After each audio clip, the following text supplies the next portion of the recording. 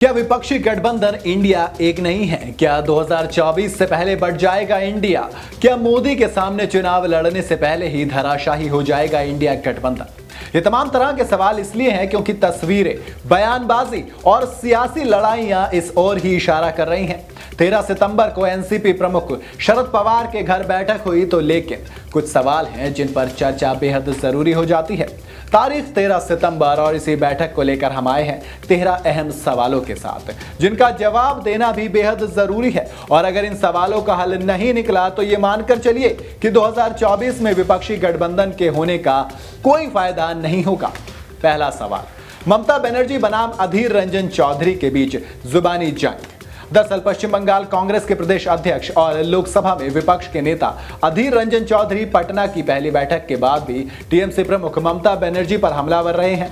अधीर अब भी G20 dinner के बहाने ममता को घेर रहे हैं। अधीर ने डिनर को लेकर ममता बनर्जी पर निशाना साधते हुए कहा है कि क्या इससे मोदी सरकार के खिलाफ उनका रुख कमजोर नहीं होगा। आपको बताएं तो G20 डिनर में हिमाचल प्रदेश के मुख्यमंत्री सुखविंदर सिंह सुक्खू, बिहार के मुख्यमंत्री नीतीश कुमार, झारखंड के मुख्यमंत्री हेमंत सोरेन भी मौजूद थे। फिर भी अधीर ने बस ममता को ही निशाने पर लिया। मतलब यह है कि इस तरह की बयानबाजी को इग्नोर ना तो विपक्ष कर सकता है और ना ही ममता बनर्जी। दूसरा और बड़ा सवाल, लेफ्ट और टीएमसी की पुरानी अदावत बंगाल में कैसे सधेगी।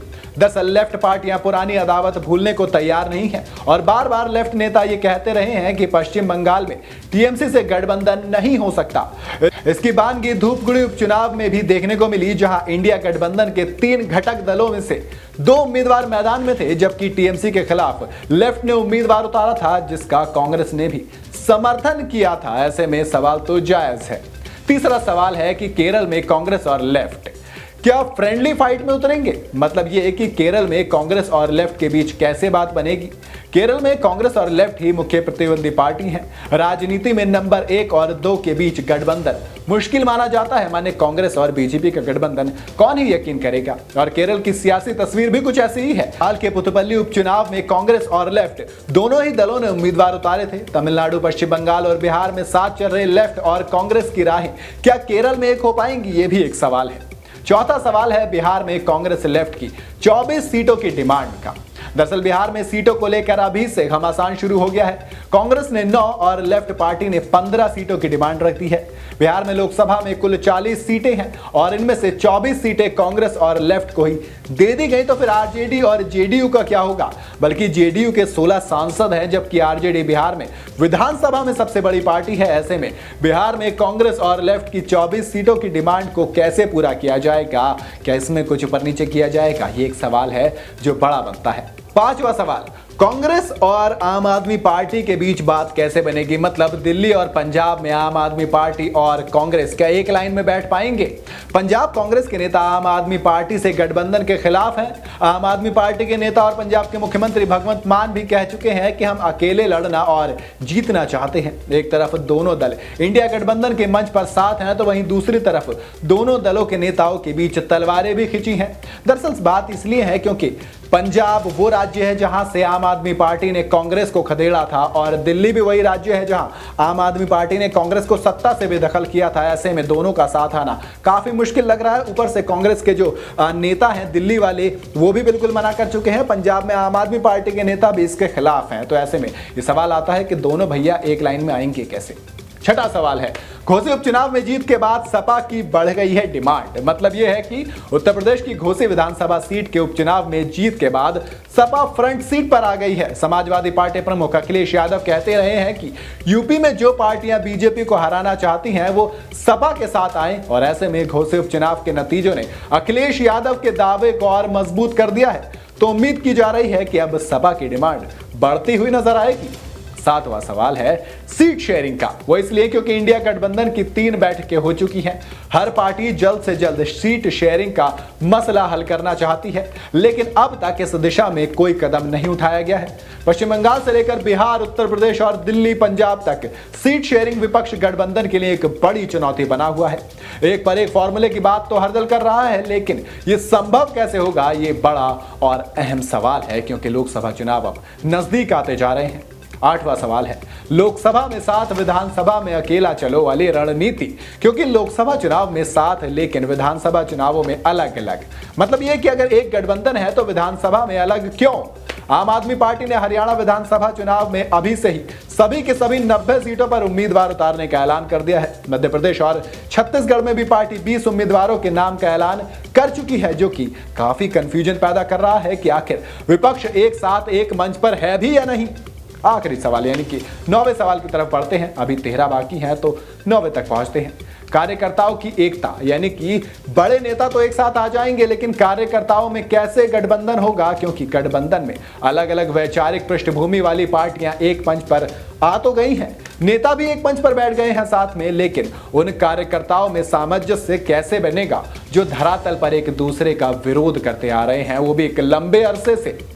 10वां सवाल है कि क्या गठबंधन में बसपा की एंट्री होगी? मतलब यह है कि घोसी के नतीजे के बाद विपक्षी गठबंधन में बसपा की एंट्री को लेकर फिर से सुगबुगाहट शुरू हो गई है। घोसी में बसपा ने कैंडिडेट नहीं उतारा था, सपा की बड़ी जीत के लिए इसे भी श्रेय दिया जा रहा है। ऐसे में यह चर्चा भी अब शुरू हो गई है कि क्या विपक्षी गठबंधन में बसपा का होना कितना जरूरी है, क्या उनकी एंट्री हो सकती है?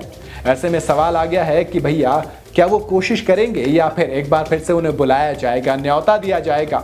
अगर बसपा के साथ बातचीत आगे बढ़ती है तो यूपी में सीटों का पेच फिर कैसे सुलझेगा? यानी कि अखिलेश यादव जो घोसी उपचुनाव जीतने के बाद से वैसे ही डिमांड बढ़ाने के मूड में है, अगर मायावती भी आती हैं तो फिर क्या गणित बैठने की कोशिश की जाएगी? 11वां सवाल है कि अगर हरियाणा में आईएनएलडी आई तो कुर्बानी कौन देगा? क्योंकि विपक्षी गठबंधन की नजर हरियाणा में इंडियन नेशनल लोकदल यानी कि आईएनएलडी पर भी है। पूर्व डिप्टी सीएम देवीलाल की जयंती पर 25 सितंबर को आईएनएलडी के कैथल में सम्मान दिवस महारैली के आयोजन का ऐलान हुआ है। इस दौरान आईएनएलडी नेता अभय सिंह चौटाला ने कहा था कि इस कार्यक्रम में विपक्षी इंडिया गठबंधन के शीर्ष नेता भी शामिल होंगे।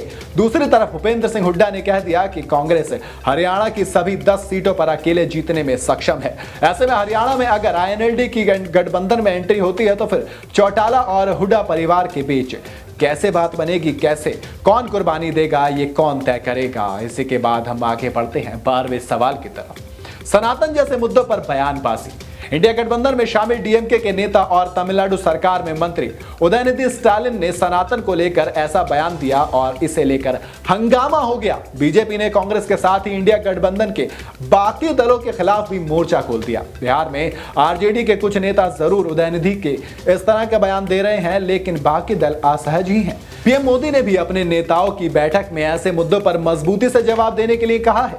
जानकारों का तो यह भी कहना है कि धार्मिक आस्था से जुड़े मुद्दों पर बयानबाजी से गठबंधन को ही नुकसान होगा। ऐसे में इस तरह के मुद्दों पर बयानबाजी कैसे रोकी जाए, यह भी इंडिया गठबंधन के लिए बड़ी चुनौती है। अब बात करते हैं आखिरी यानी कि 13वें सवाल की। पवार फैमिली, चचा और भतीजे के बीच कंफ्यूजन अभी तक खत्म नहीं हुआ है और इसी के साथ कंफ्यूजन बना हुआ है पूरे गठबंधन में, कार्यकर्ताओं में और बड़े बड़े नेताओं में। शरद पवार की फैमिली फाइट से भी गठबंधन में कंफ्यूजन की हालात बने हुए हैं। शरद पवार एक तरफ विपक्षी गठबंधन में हैं तो वहीं दूसरी तरफ उनके भतीजे अजीत पवार बीजेपी के नेतृत्व वाले एनडीए में हैं। वो महाराष्ट्र के डिप्टी सीएम भी हैं। शरद पवार ये भी कह रहे हैं कि एनसीपी में कोई टूट नहीं हुई है, अजीत एनसीपी के ही नेता हैं। इस तरह की बातों से फिर से कंफ्यूजन पैदा हो रहा है कि आखिर पवार भतीजे अजीत पवार सब कुछ क्लियर क्यों नहीं कर देते, यानी कि चचा भतीजे की ये जोड़ी किस तरफ है, चचा किस तरफ है और भतीजे किस तरफ हैं, ये साफ साफ क्यों नहीं बता देते। तो ये है वो 13 सवाल जिन पे कि इंडिया गठबंधन की नींव रखी हुई है। अगर इनके सवालों के जवाब मिल गए तो ठीक, अगर नहीं मिले तो भैया 24 की नैया पार कैसे लगेगी, ये बहुत मुश्किल। कहते हैं ना कि ये जो खिचड़ी है बहुत मुश्किल पकती नजर आ रही है और इस खिचड़ी में कितना मसाला कौन डालेगा ये वक्त हमें बताएगा और हम आपको बताएंगे। वीडियो अगर आपको पसंद आई हो तो इसे लाइक और शेयर जरूर करें और जाते जाते चैनल को सब्सक्राइब करना बिल्कुल ना भूलें।